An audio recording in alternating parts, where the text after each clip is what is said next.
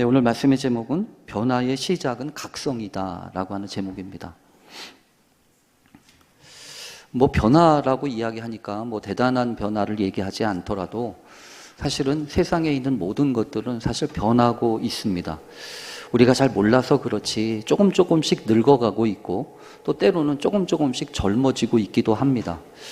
그래서 언제나 우리가 변화에 대해서 열려 있고 또 그 변화를 넉넉히 감당하는 것은 상당히 중요합니다. 그런데 이런 모든 일들이 하루아침에 막 일어나는 것 같지는 않습니다. 쌓여서 어느 순간에 마치 확 꽃피어나듯이 우리에게 되어지는데 그 중간에 일어나는 것들을 우리가 잘 모를 뿐이죠. 오늘 본문도 사실은 상당히 중요한 역사의 전개가 이 본문 가운데서 기록되고 있는 것을 보게 됩니다. 2장까지 우리가 지난번에 살펴본 뒤로 이 유다 민족들이 끌려가고 난 다음에 갑작스럽게 왕후가 바뀌면서 끌려갔던 모르드게를 통하여 에스더가 이 왕후의 자리에 오르게 되지요. 근데 이 3장에 보면 갑작스럽게 이제 역사 환경이라든지 이 정치적인 배경들이 갑자기 바뀌어지는 것을 보게 됩니다. 갑자기 하만이라고 하는 사람이 등장을 하게 되죠. 이 하만이라고 하는 사람이 왕이 이렇게 귀하게 여기는 자리를 주고 또 그를 높이 세워서 아주 높은 권위를 주게 됩니다. 그런데 그가 갑작스럽게 이제 어떤 일들을 꾸미기 시작을 하냐 하면 그렇게 높은 자리에 주었으면 사실은 모든 사람들이 존경도 하고 고개를 숙이기도 하고 또 무릎을 꿇기도 하고 그래야 되는데 자꾸 눈밖에 거슬리는 사람이 있었던 겁니다. 모르드게라고 하는 사람이었는데 아마 얘가 뭘 모르는지 모르지만 그래서 모르드게라고 얘기했는지도 모르겠어요. 그런데 이 모르드게가 갑자기 이렇게 자꾸 계속 꼬추꼬추 이렇게 머리를 세우고 있으니까 자꾸 눈밖에 나는 거죠. 그래서 아마 분명히 그랬을 겁니다. 하만이라는 사람이 쟤 도대체 어떤 놈이냐 좀 알아봐라 이렇게 이야기를 해서 다 조사하면 다 나오잖아요. 또 조사해 봤더니 유다인이라는 이야기를 듣고 그 유다인이라고 하는 이야기를 듣는 순간 하만이 꼭지가 돌았는지 내가 저놈 한 사람만 없애는 거 가지고 내 성이 안 차지. 아예 저 모르드게가 속한 유다 민족을 전부 다 없애버릴 거야. 이래서 계획을 세웁니다. 여러분, 이 정치력이라고 하는 게 그래서 무서워요. 정치라고 하는 것이. 자신의 목적을 이루기 위해서는 수단과 방법을 가리지 않지요. 그래서 자신이 동원할 수 있는 모든 것들을 다 동원합니다. 그리고 심지어 자기보다 높은 자리에 있었던 왕까지도 설득을 해냅니다. 뭐라고 설득을 하냐면 이게 3장의 이야기예요. 3장에 보면 왕이시여 이 나라에는 왕의 속을 썩이고 왕에게 골칫덩이인 사람들이 있습니다. 쟤네들은 말을 안 듣습니다. 쟤네들을 굳이 데리고 있어봐야 왕한테는 손해가 나는 게 명확하니 이참에 쟤네들 아예 없애버립시다. 그렇게 이야기를 하면서 왕이시여 저한테 그런 일을 맡겨주시면 제가 쟤네들 깨끗하게 정리를 하고 왕의 금고에 은 1만 달란트를 채워드리겠습니다. 당시 여러분 이 왕은 여러 가지 잔치들을 행하면서 또 전쟁을 행하면서 이 금고가 비어가고 있었거든요. 금고가 비면 아무리 왕이라도 여러 가지 행세하기가 어렵잖아요. 그러니까 깊이 생각하지 않고 이 아하수에로 왕이 이 하만에게 그래? 그러면 네 마음대로 한번 해봐 라고 이야기를 해서 절대 반지라고 일컬어지는 그 왕의 인장이 박혀있는 반지까지 넘겨줍니다. 그래서 하만이라고 하는 사람이 엿되다 생각을 해서 이 유다인들을 죽이려고 작정을 하고 제비를 뽑아서 날짜까지 정하고 그리고 그렇게 정한 법에 따라서 127도에 해당하는 그 나라의 전국에 조서와 법령을 내려서 이제 통지하기 시작을 하는 겁니다. 여러분 갑자기 이렇게 불어닥친 이 변화의 소용돌이 속에서 그 상황을 알 턱이 없는 모르드게와 다른 사람들은 얼마나 비참합니까? 그런데 이제 알게 되죠. 조서가 반포되어지기 시작을 하니까. 그래서 오늘 성경에 보면 이 4장 1절이 그 얘기부터 시작하는 거예요. 그 조서가 반포가 된 것을 알고 난 다음에 여러분 얼마나 깜짝 놀라겠어요. 자기들은 손 쓸 사유도 없이 자신들의 운명이 결정이 됐고 그 결정된 날이 되면 어떻게 해볼 수가 없는 겁니다. 그냥 자기가 가지고 있는 거 다 뺏기게 되어 있고요. 그리고 죽여도 할 말이 없을 정도로. 어떻게 그런 법이 만들어집니까?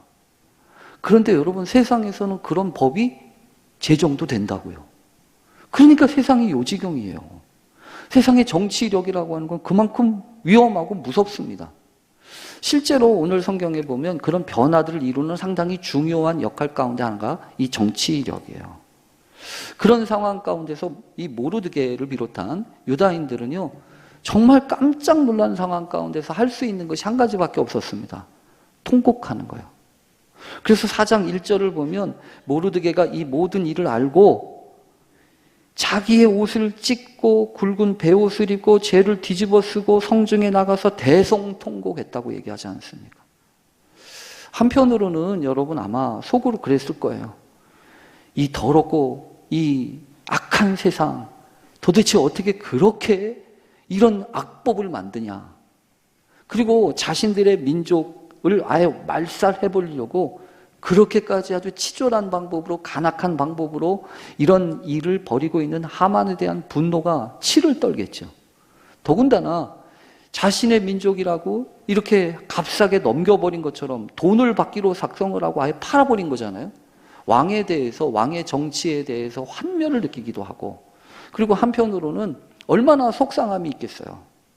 그러면서 또 그 가운데 자신들은 아무것도 할 수 없는 그런 상황 가운데서 아주 마음이 무너지고 속상함이 가득 차 있는 그런 상황 가운데 있을 수밖에 없잖아요.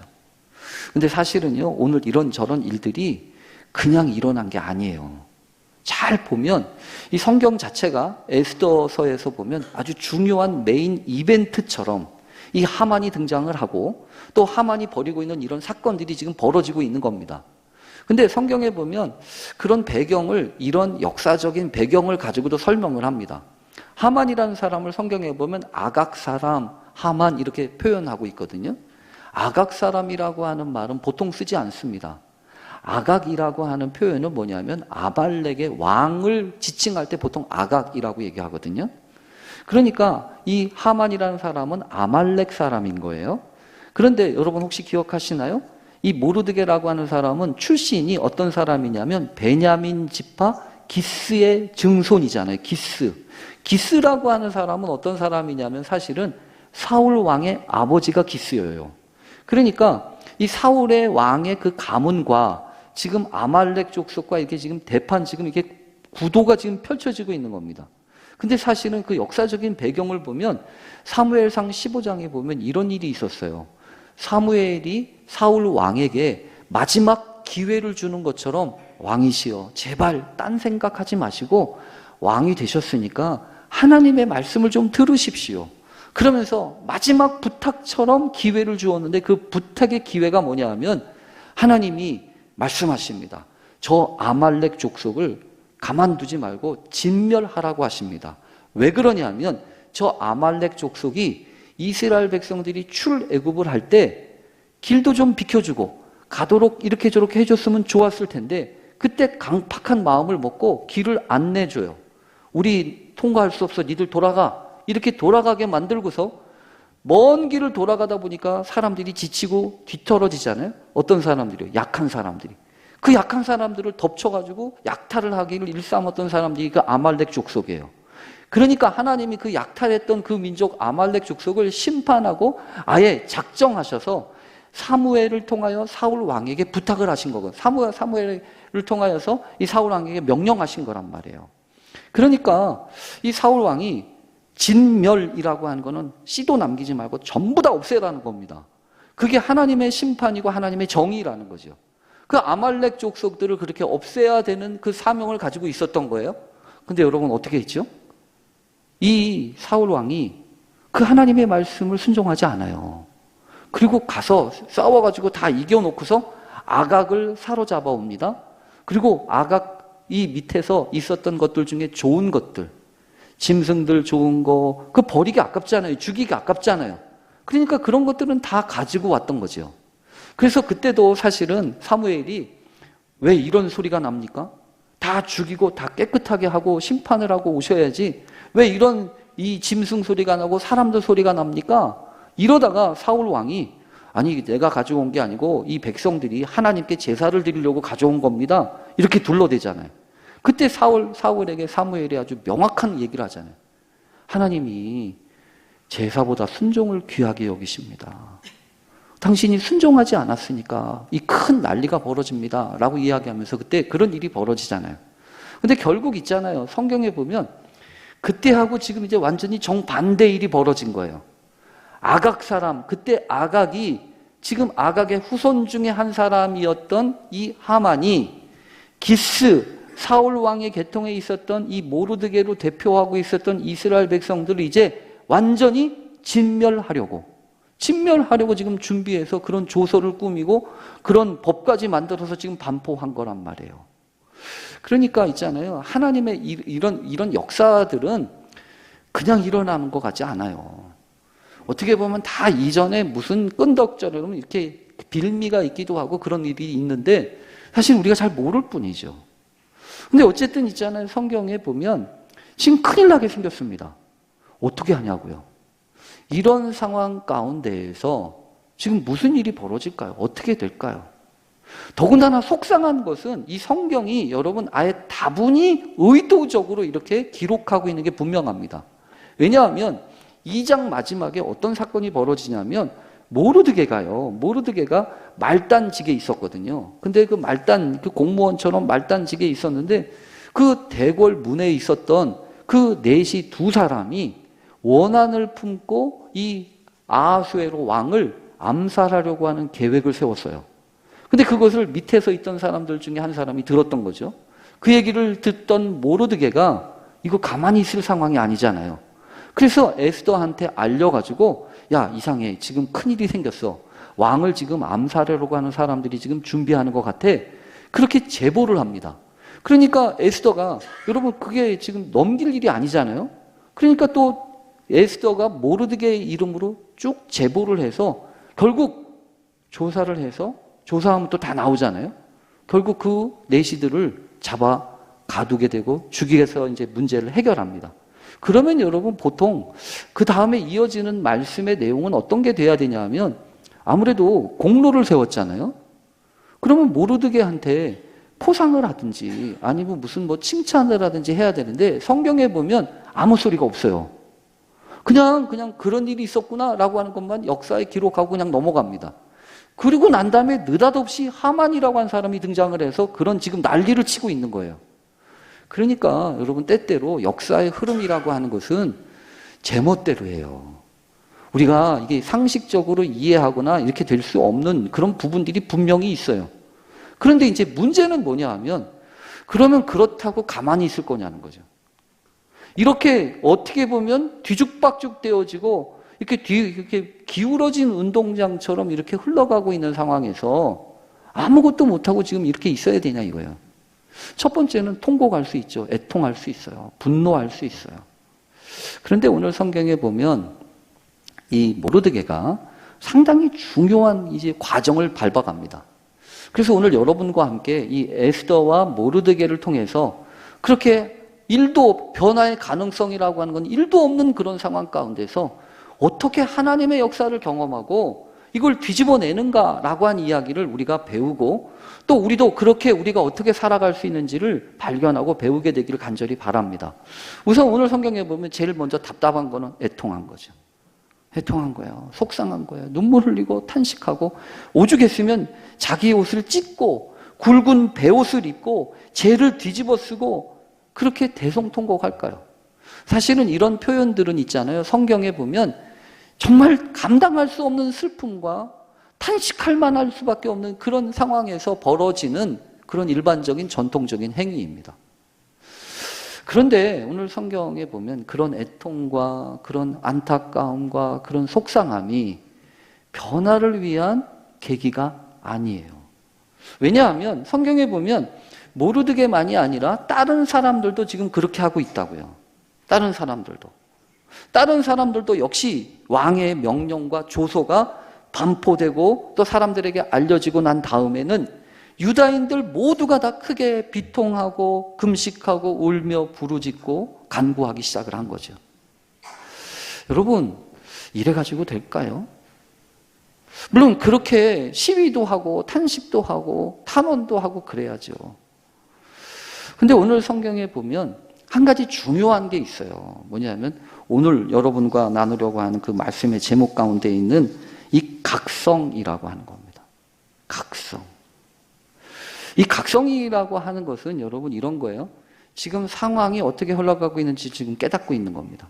지금 뭔가 지금 심각한 문제가 벌어지고 있고 이런 상황 가운데서 가만히 둘 수 없는 일들을 깨닫고 지금 정신 차리는 그런 일들인 거죠.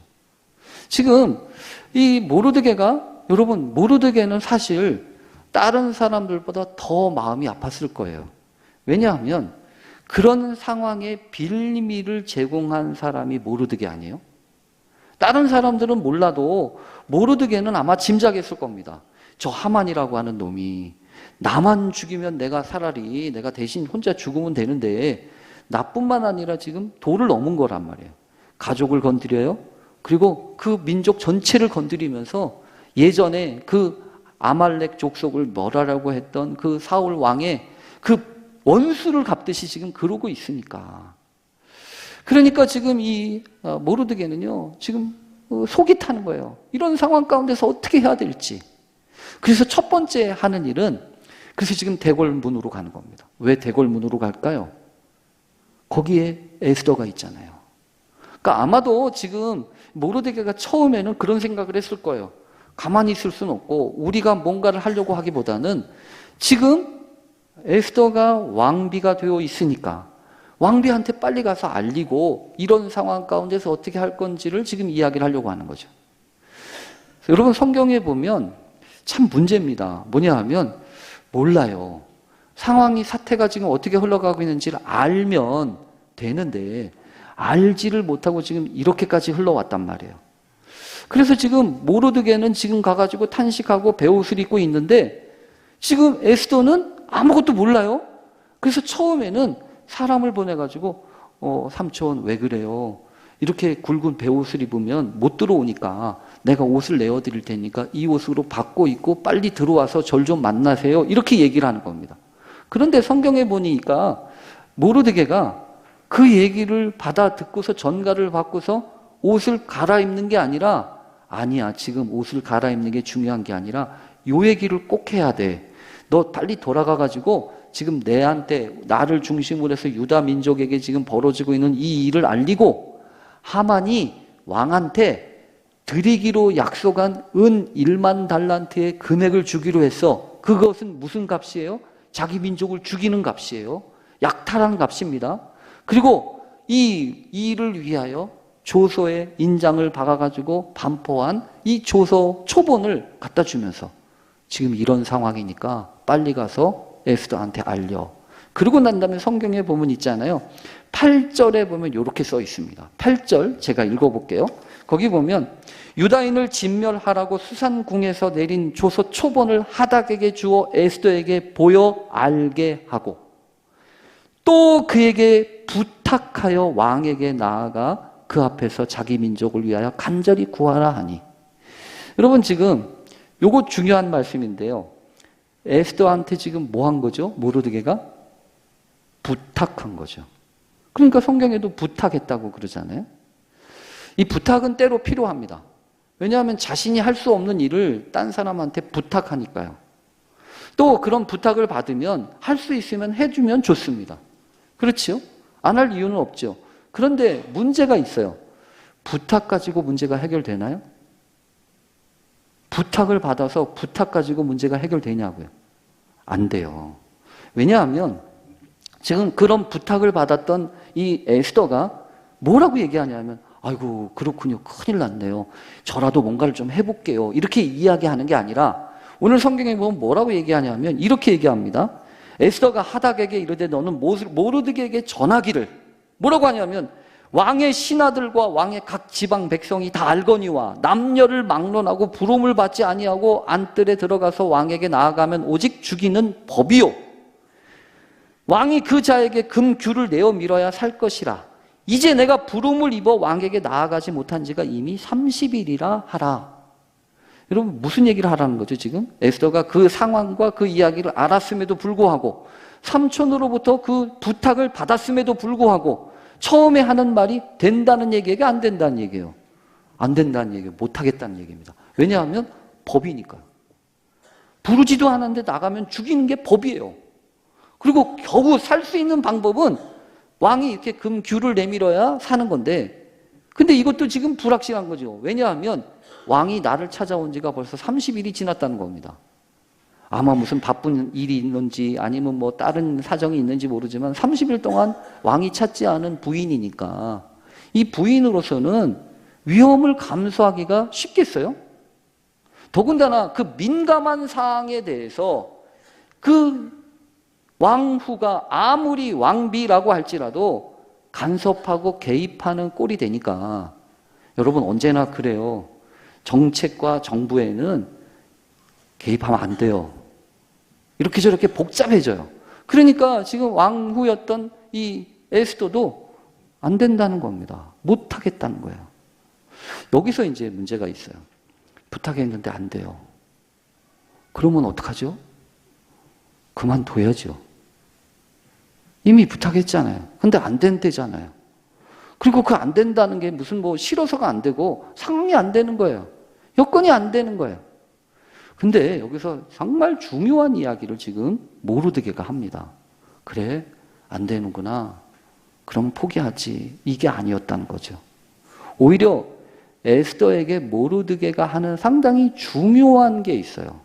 그게 뭐냐면 오늘 성경 본문에 읽은 말씀입니다. 13절에 보면 에스더한테 다시 이야기를 합니다. 너는 왕궁에 있으니 모든 유다인 중에 홀로 목숨을 건지리라 생각하지 말라. 이때에 내가 만일 잠잠하여 말이 없으면 유다인은 다른 데로 말미암아 노임과 구원을 얻으려니와 너와 내 아버지 집은 멸망하리라. 내가 왕후의 자리를 얻은 것이 이때를 위함이 아닌지 누가 알겠냐. 여러분 이거는 되게 무서운 말입니다. 이건 부탁이 아닙니다. 이런 건 부탁이라고 얘기할 수 없어요. 마치 위협하는 것처럼 협박하는 것처럼까지 들리는 이 말. 여러분 이걸 뭐라고 그러죠? 이걸 하나님의 음성이라고 그래요. 그렇잖아요. 지금 만약에 부탁이라고 했으면 그거는 자신의 부탁이에요. 근데 지금 이거는 지금 에스더한테 두 번째 얘기하는 이 말은 그냥 관계를 통해 가지고 부탁하는 게 아니에요. 이거는 하나님의 역사하심과 하나님이 일하시는 것과 관련된 겁니다. 만약에 네가 왕궁에 있어서 이런 일에 대해서 너는 제외야, 너는 안 죽을 거야 라고 생각하는 건 넌 정말 오산이다. 그리고 이때 네가 만약 잠잠해 있으면 하나님은 분명히 다른 방법으로 살릴 것이야. 네가 만약에 가만히 있으면 너와 너 집은 멸망할 거야. 그리고 네가 지금 왕후의 자리를 얻은 것이 이때를 위함이한지 누가 아냐, 이렇게 얘기하는 거죠. 여기서 여러분 상당히 고민하면서 제가 읽었던 말씀이 있어요. 자리에 대한 이야기입니다. 네가 왕후의 자리를 얻은 것이 이때를 위함인지 누가 아냐, 이렇게 얘기하잖아요. 여러분 사실 세상에서는 자리가 중요합니다. 왜냐하면 그 자리가 모든 것들을 결정하잖아요. 그래서 우리가 공부를 하는 것도 다 그래요. 어떤 자리를 차지하기 위함입니다. 그리고 일도 그렇고요. 또 회사에서도 그렇고 직장에서도 그렇고 모든 것들을 보면 어떤 자리를 차지하기 위함. 그래서 자리가 중요해요. 그런데 여러분 자리에 자꾸 집착하잖아요. 그러면 하나님의 사명은 못 봐요. 하나님의 음성은 못 듣는다고요. 각성이라고 하는 것은 여러분, 그래서 각성이라고 하는 것은 자리에 대한 눈을 뜨는 게 아니고 자리가 아니라 하나님의 부르심에 대해서 눈을 뜨는 거예요. 분명히 그렇잖아요. 세상에서는 여러분 분명히 그렇습니다. 자리를 보존하소서 이렇게 얘기하잖아요. 자리를 보존하라고. 근데 여러분 믿음의 눈을 뜨기 시작하면 자리는 아무 문제 아니에요. 자리가 문제가 아니라고요. 왜냐하면 그 자리가 중요한 게 아니라 그 자리에 부여된 하나님의 사명이 중요한 거라고요. 그렇잖아요. 그리고 여러분, 이제 생각해 보니까 또 달라져요. 세상에서는 고통과 아픔과 괴로움에 대해서 집중하라고 합니다. 왜냐하면 야, 너 아픈 거, 괴로운 거 이제 그만해. 그거 가지고 견디지 마, 참지 마. 왜 그렇게 참고 앉아있냐. 고통과, 그리고 실제로 생각해 보면, 살다 보면 나 이렇게 아파요, 나 이렇게 속상해, 나 이렇게 괴로워요. 자꾸 아픔과 고통에 대해서만 이야기하는 경우가 있어요. 물론 그것도 중요하죠. 왜냐하면 아프니까, 힘드니까, 괴로우니까. 근데 있잖아요. 오늘 성경을 보면서 깨닫게 돼요. 각성과 관련돼서 중요한 것은 자꾸 아픔과 고통에만 집중하는 게 아니에요. 아픔과 고통에만 자꾸 집착하고 그 아픔과 고통을 자꾸만 어떻게든지 피하려고 하는 데만 신경을 쓰다 보면 사실은 있잖아요. 고통만 주시겠어요? 하나님이 우리에게 허락하신 모든 것들, 고통과 함께 또 하나 주신 게 있잖아요. 하나님이 허락하신 모든 것들은 여러분 그냥 주시는 법이 없어요. 이미 우리가 베드로전서의 말씀을 통해서도 이야기하지만 하나님은 죄를 짓고 심판을 받고 벌을 받아야 되는 아담과 하와에게도 그냥 고통을 주시지 않았어요. 아담에게는 땀을 흘려야 먹을 수 있는 그 생명의 원리의 비밀을 가르쳐 주셨고, 하와에게는 여러분 잉태하는 고통을 주시잖아요. 그러니까 하나님의 마음은 그런 겁니다. 고통을 그냥 주고 싶지 않은 거지요. 이 고통을 통해서라도 생명의 원리를 깨닫고 하나님의 뜻 앞에 순종하면서 나아갈 수 있도록 거기에 담아주신 거예요. 그러니까 각성을 하려면 아픈 것만 자꾸 집중하면 안 돼요. 아픈 거는 여전히 아파요. 괴로워요. 삼킬 수도 없고 이렇게도 아프고 저렇게도 아파요. 그러나 여러분, 믿음의 눈을 떠서 각성하기 시작하면 아픔만이 아니라 이 아픔을 주신 하나님의 마음이 눈에 띄어진다고요. 그래야 해결책이 나와요. 그래야 변화가 시작된다고요. 여러분, 어떻게 바뀔 수 있을까요? 세상이 이미 다 정해졌어요. 이미 조서가 반포됐다고요. 이미 날짜까지 잡혔습니다. 끝 아니에요? 그러면 할 수 있는 일이라고 하는 건 빨리 도망가는 겁니다. 빨리 피난하는 거예요. 그러나 성경은 그런 식으로 얘기 안 합니다. 오히려 그 안에 고민하고 하나님 앞에 울부짖으면서 믿음에 대해서, 고난에 대해서, 또 이 자리에 대해서 뿐만 아니라 이 사명에 대해서 눈뜨기 시작할 때 생각이 바뀌어요. 오늘 성경을 보면서 정말 놀라운 사실은요, 모르드게가 그렇게 이야기했잖아요. 모르드게가 처음엔 부탁했다고요. 근데 이제 부탁의 말이 아니라 하나님의 말씀을 이야기하니까 에스더가 여러분 그 말을 들어요. 여러분, 그게 복이에요. 에스더가 오늘 성경에 보면 아니 삼촌, 내가 말을 부탁을 안 들어준다고 그런 식으로 얘기해? 이러지 않잖아요. 에스더가 모르드게가 하는 말을 꼼꼼히 잘 들어요. 그러면서 뭐라고 이야기하냐면 이렇게 이야기합니다. 당신은 가서 수산에 있는 유다인들을 다 모으고 나를 위하여 금식하고 밤낮 3일을 먹지도 말고 마시도 마십시오. 금식하고 기도하라는 얘기죠. 나도 나의 시녀와 더불어 이렇게 금식한 후에 규례를 어기고 왕에게 나아가리니 죽으면 죽으리이다. 그럼 바뀌고 있는 거예요. 이전에는 법이오라고 했잖아요.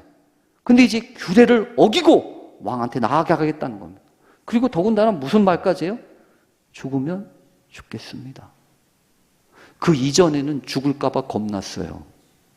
그 이전에는 죽을까봐 두려웠다고요.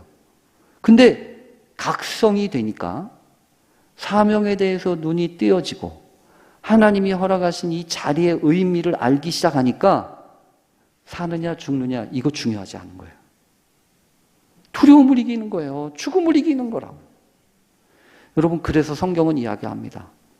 세상이 감당치 못하는 사람들, 그게 믿음으로 사는 사람들이에요. 하나님의 역사에 눈이 띄어진 사람들이에요. 하나님의 은총으로 어떤 자리가 되었든 그 자리에 부어진 하나님의 섭리와 뜻을 가지고 믿음으로 도전하는 사람들이라고요. 자리에 끙끙대지 마십시오. 오히려 하나님이 그 모든 자리와 함께 허락하신 부르심의 역사가 있음을 기억하면서 남은 시간들을 하나님 앞에 강하고 담대하게 헌신하고 충성하는 믿음의 사람들이 되십시오. 그래야 변화의 역사를 우리가 이룰 수 있고 맛보게 될 것입니다. 그런 은총을 경험하는 우리 모두 되실 수 있기를 간절히 축원합니다. 우리 잠깐 같이 기도하겠습니다. 하나님, 상황이 좀 바뀌면 되는 줄 알았습니다. 그래서 때로는 부탁도 해보고 이렇게 권면도 하고 저렇게 권면도 했습니다. 그러나 주님, 이제 보니 그렇게 부탁해가지고는 될 일이 아닙니다. 주여, 우리가 각자 하나님의 말씀과 부르심 앞에 깨닫고 각성하여 자리를 뛰어넘는 하나님의 부르심이 있음을 기억하고 고통을 뛰어넘는 하나님의 역사가 있음을 기억하며 하나님 앞에 믿음으로 나아가기 시작할 때 하나님은 얼마든지 새로운 변화의 역사를 이루시는 줄로 믿습니다.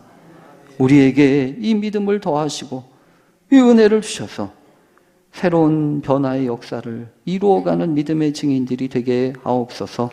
예수님의 이름으로 기도합니다. 아멘.